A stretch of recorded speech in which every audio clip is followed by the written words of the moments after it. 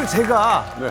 오늘 좀 흥미로운 평행이론을 좀 하나 알아왔거든요. 네네, 뭐예요? 이 평행이론에 이 네 명이 지금 엮여 있는데 우리나라의 박정희 대통령 그리고 미국의 존 F 케네디 그리고 일본의 아베 신조와 북한의 김정은인데요. 이 지금 보고 있는 이 네 분의 지도자한테 공통점이 좀 보이나요? 없는데 혹시?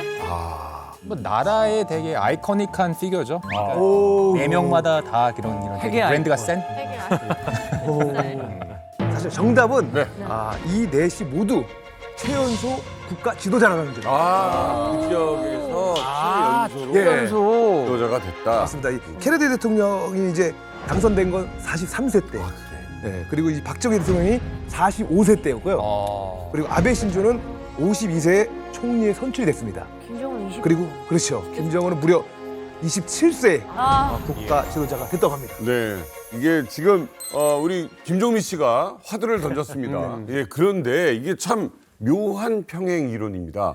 이 네 명 모두 이 하나의 어떤 키워드를 찾자면 바로 암살입니다. 예, 지금 보면 케네디 대통령, 박정희 대통령, 아베 총리 모두 총격에 의한 암살을 당한 분들이죠. 자, 그렇다면 혹시 김정은 역시 똑같은 일을 겪지 않을까? 아니 근데 지금 우리가 암살 얘기를 하고 있잖아요. 근데 우리 희성님, 네, 전 세계에서 대통령이 가장 많이 암살당한 나라가 어딜까요? 예, 근대에 와서 대통령? 역시 미국이죠. 정답. 대통령이 가장 많이 암살당한 나라는 미국이에요.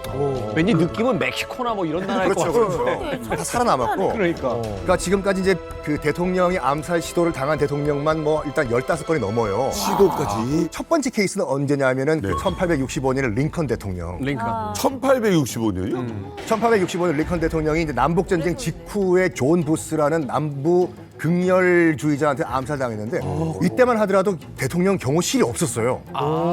미국이요. 대통령 경호실이 없었어. 그러니까 그 이후에도 1881년에 제임스 가필드 대통령도 암살당했고 가필드요. 1901년도에는 윌리엄 맥키니 대통령도 암살당했고 그리고 아시다시피 1963년도에는 존 F 케네디 대통령도 암살을 당하고 최근에도 트럼프 대통령도 맞아요. 암살 시도가 있었죠.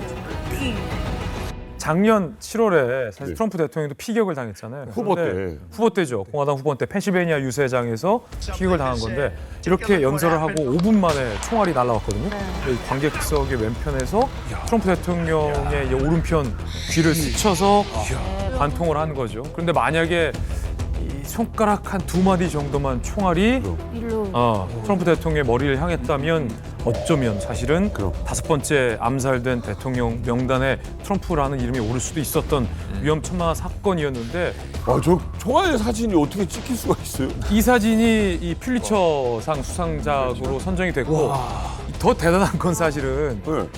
이 피격을 당하고도 트럼프 대통령이 뭐 두려워하지 않고 피를 흘린 채 주먹을 불끈 쥐고 하늘을 향해서 파이트를 외쳤던 이 사진이 사실은 대선판을 뒤집었어요. 맞아요. 이때까지는 좀 얘기해도 약간 지지부진했어요. 이걸로 사실은 대선 승리를 확정지었다고 봐도 되는 거죠.